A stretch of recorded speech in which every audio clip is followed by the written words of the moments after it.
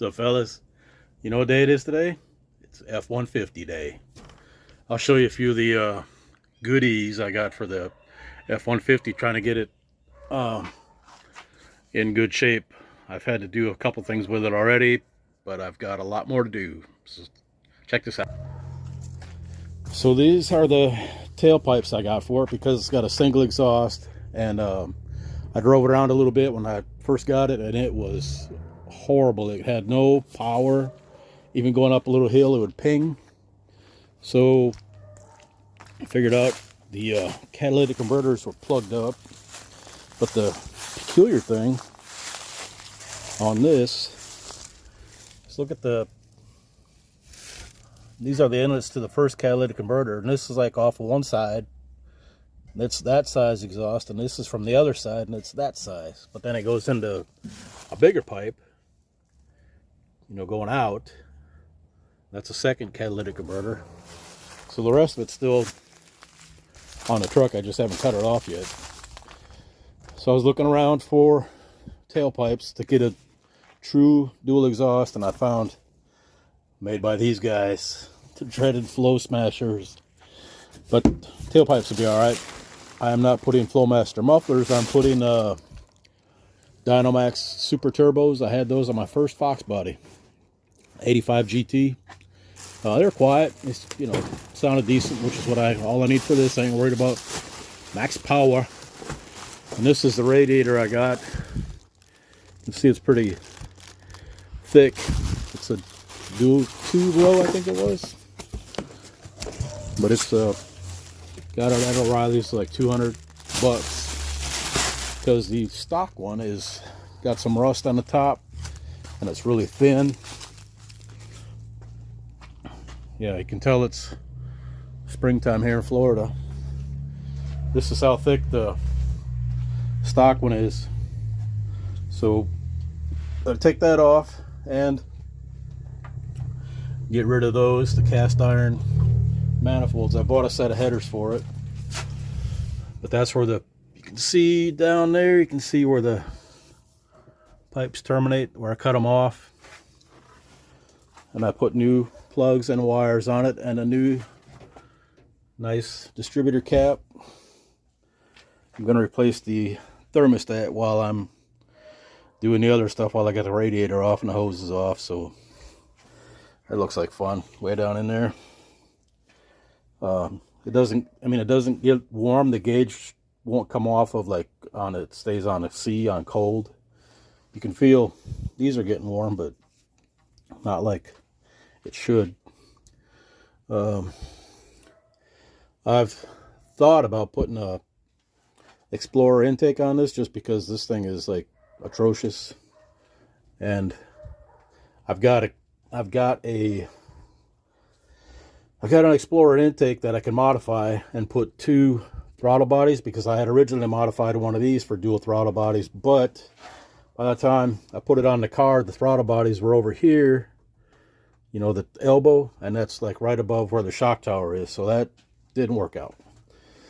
But and it wouldn't work on here either, because the heater box is right in the way. But if I put a Explorer on, I could have the throttle bodies right here. This can be moved easily enough, rerouted, and get rid of this dealer installed cruise control. The switch for that is inside on the steering column. It looks like a tit on a goat right here. I don't want to deal with that. I don't hardly ever use cruise control anyway, so let me show you the headers here in the next clip. Alright, so out here at the outdoor workbench, these are the BBK headers. They're for a 302 in a truck. I thought I could use I got a set of Max Shorties that dadgummit, the guy with the marquee Broham gave me a set of Max Shorties, but just decided to go with these instead. The issue with them is this is like 2 inches across here. If I cut this like here to get it 2.5 inches, I'm not sure it's going to leave enough room for the exhaust pipe to engage on here without hitting bottoming on the up here on this flange. So what I'm going to do, I've ordered from DRS some pipe, and I'll put it on here, make sure it fits. If not, then I'll Eric, he's got a set of BBK long tubes, and he cut the collector off and put a V-band clamp on it. So if the pipe don't fit, then I'll cut these off and I'll weld those on, because they're 3-inch collector, where these is a 3-inch collector also, but this next down to 2-inch, and his only next down to like 2.5. So that would work out a lot better. And so I'd have to go over and get them, but I'll check first after I get the pipe from DRS. I'll show you more in the next clip. I forgot to show you when I was outside. These got a bead around here, a weld bead, and it kind of gets in the path of the airflow. So I intend to flatten them out a little bit without like compromising the weld. That's got a little bit of a pinch for where they made room for the bolt. Can't do nothing about that. But this isn't like I said, a max performance thing. I thought about getting some Hedman long tubes, but I just decided Brandon may get this truck down the road. He might want to buy it from me down the road.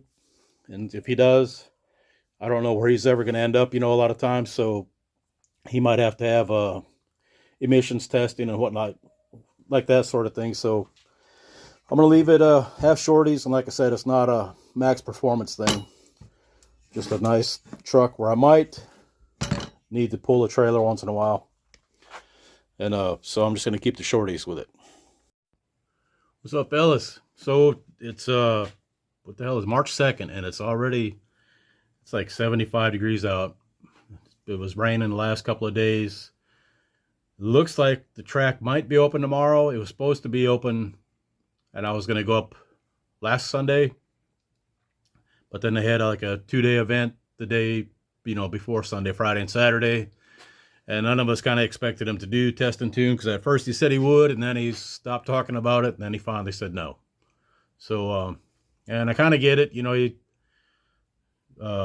trying to find people that will work, and then, if they most likely have a real job during the week, and then trying to get them to work, all weekend too, is probably kind of hard nowadays. But the reason we're on here today is for a little F-150 exhaust stuff. So let me get you outside to where I've been working at it. Taking a little break from the trooper car this afternoon. All right, so what this mess is, this is a header for the truck, and it's the passenger side or driver side. So I'll show you what I did with it. In the earlier clip, it was kind of the weld, it's kind of intruding a little bit where I thought the airstream might go. Just to compare side by side, I hadn't messed with this one at all.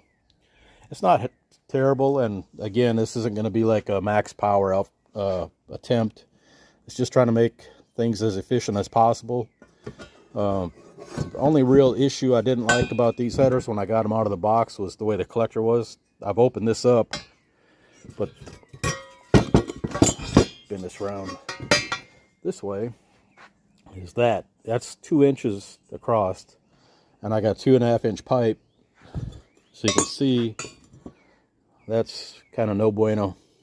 I don't like that. I mean, obviously it would work, it just wouldn't be, like I said, efficient. So that'd be a little better.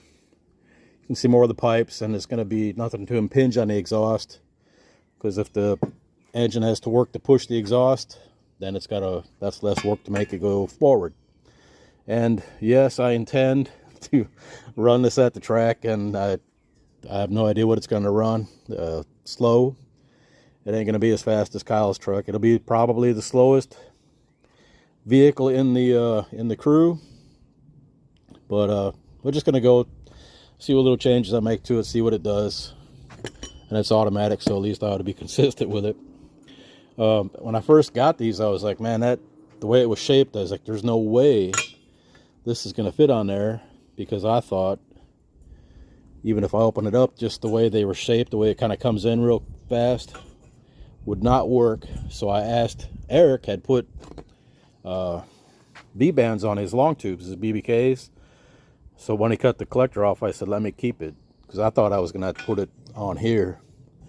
But even the BBK stuff, and these are 2.5 inch pipes, even that got a little bit of intrusion.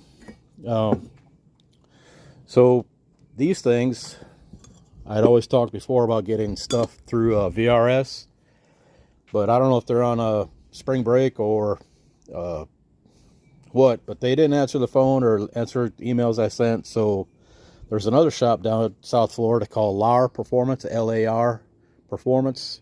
They have a website, and I'll put it up in the comments, larperformance.com. They make off-road X pipes and H pipes and whatnot for Fox bodies and other cars.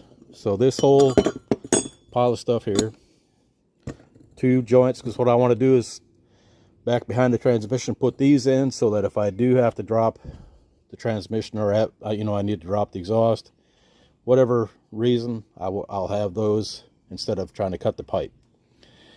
So I got these 2 pieces with flanges, and then these 2 pieces to go off the headers.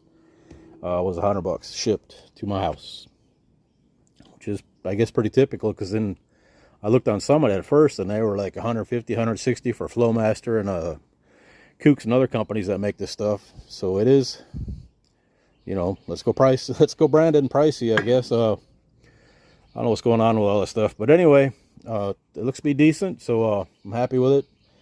I just gotta get up the gumption to go take them cast iron exhaust manifolds off the truck and put these on. Hopefully next weekend the weather will cooperate a little better.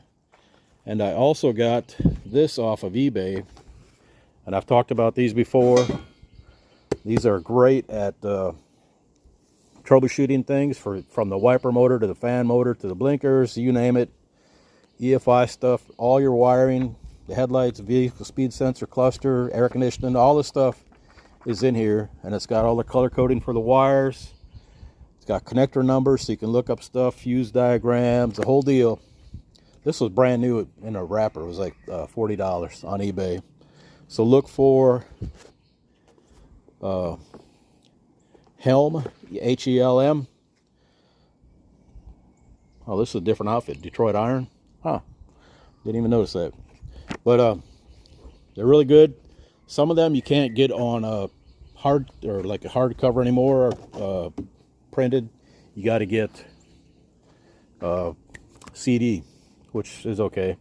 I guess most of the younger folks are used to having that stuff. The old guys like me are kind of still want the old printed stuff. So that's about it. Just wanted to show you before, the other clips about what's going on with the truck, and then this stuff with the exhaust. And once we get her, I've got Dynamax Super Turbos on order.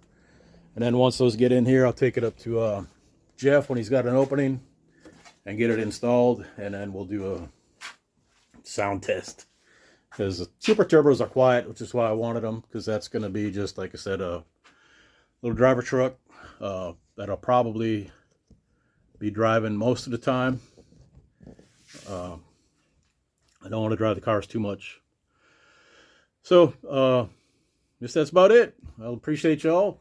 We'll get all this stuff hooked together and put it on the YouTubes, and then probably sometime next week I'll have a update on the Trooper car and some info about the track. Kevin will have a video, and I'm sure Rod will have video too. All right, appreciate y'all. Later. So I went back and looked at the video when I strung everything together, and I realized a couple of things. One, the video was horrible, but you've come to expect that. Number two, I got the same shirt on I had like on February 19th when I did the first part of this, the first clip in this, I don't want to say shit show, but this garbage dumpster fire, whatever. And there was also another one that I forgot. Was I had a brain fart about Patrick Terry is the name of the guy with a silver marquee. Pretty fast car. It's really nice looking car. I mean, it's, it's clean. It's got all the interior in it from what I've seen. And It goes pretty fast, so I like that thing. He's Patrick Terry on YouTube. He's got some videos up there. But I will show you headers he gave me. He was cleaning out some stuff. And these are a pretty common problem with Mac headers because the flange is pretty thin. And luckily, I got this from Eric. Thanks again.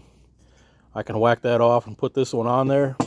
And the other one, I told Patrick when he gave me these, I said if I ever get them fixed up and sell them, I'd split the cost, whatever I get with him. You can see they got a little pinch on the crimps on the tubes too.